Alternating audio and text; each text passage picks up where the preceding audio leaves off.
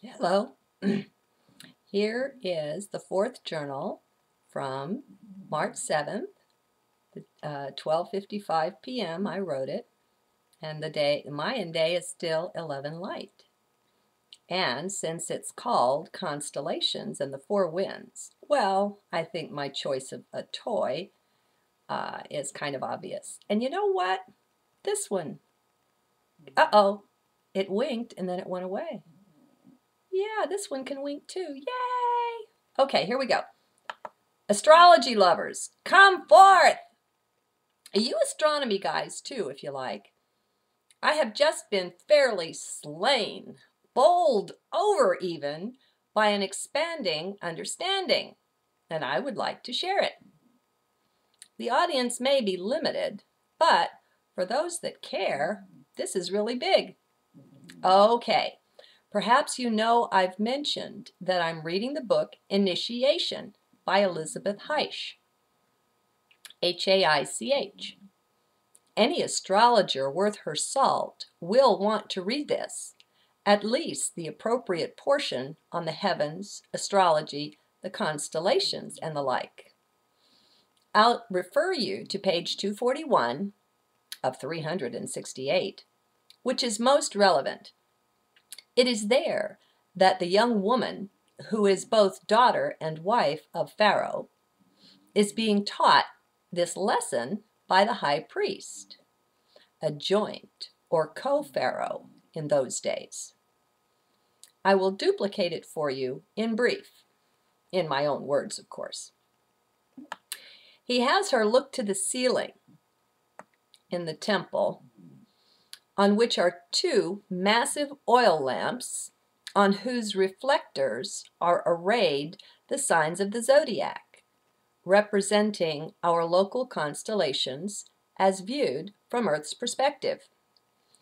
These large circles, the reflectors are circular, side by side above her, have the signs, but in opposite order.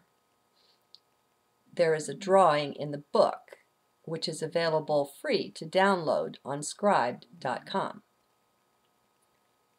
Okay, so there are two circles, and one, the signs and symbols go around the right way, and in the other one, the other way. Why in the opposite order, you ask? Why indeed? On one disc, they can be seen correctly and upright only from the perimeter, walking around, and so the lion isn't standing on his head if she stands on the perimeter. On the next disc, they seem upside down and reversed. Thus, she must stand directly centered beneath it and turn around in place to see the signs properly. It is here that she has her big revelation, realizing that if she collapses the circles like symbols face to face, the signs will match up.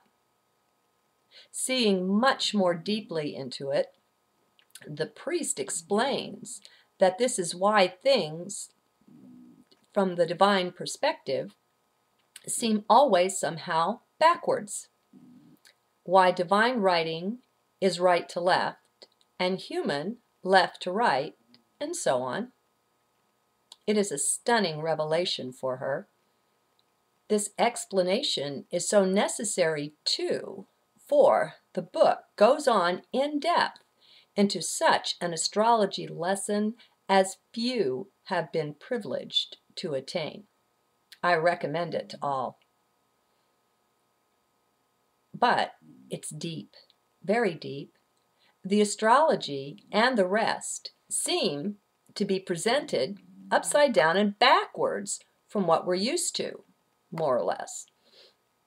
Leo is placed at the 12 o'clock line and Gemini at the 6, leaving Taurus and Scorpio at the 3 and the 9 o'clock places, and my head all a twirl. And that's just the beginning. It is so deeply amazing, as is indeed the rest of the book.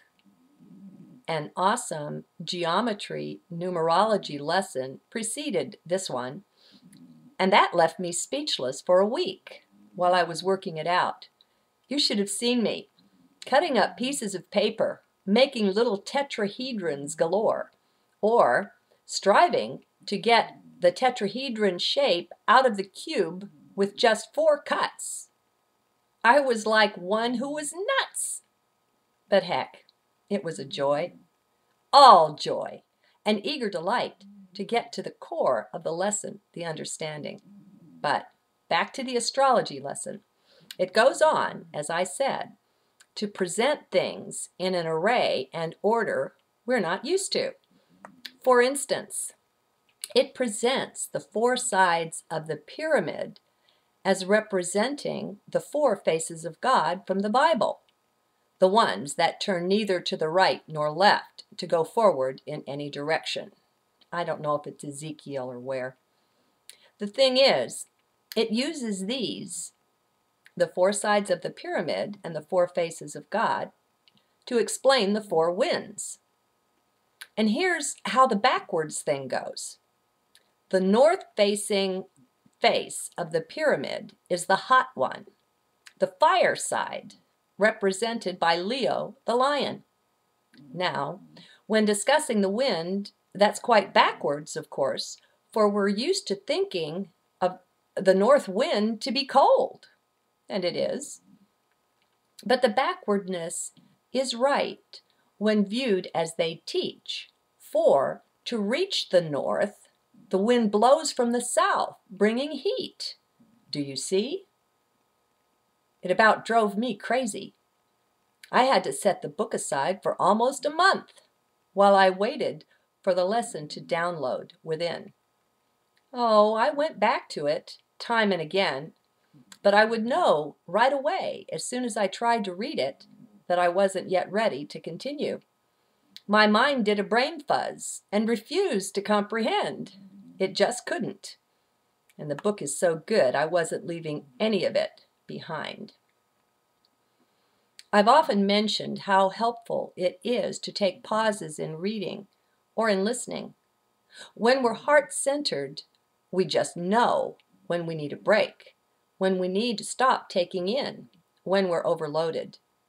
Usually, this pause can be as quick as a few seconds, a few minutes. This month-long break is my longest to date, though.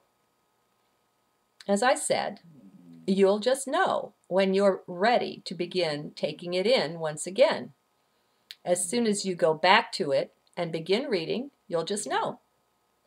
So just be centered and then check this out. It always works, and it's really cool.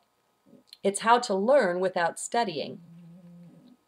Back in high school, I thought I perfected this, using it throughout college, but the way I see it now, it perfected me. It was doing me. I just thought I was doing it. Oh boy. Hope you got that. Can't slow down to explain, because there's more to share here from that same lesson.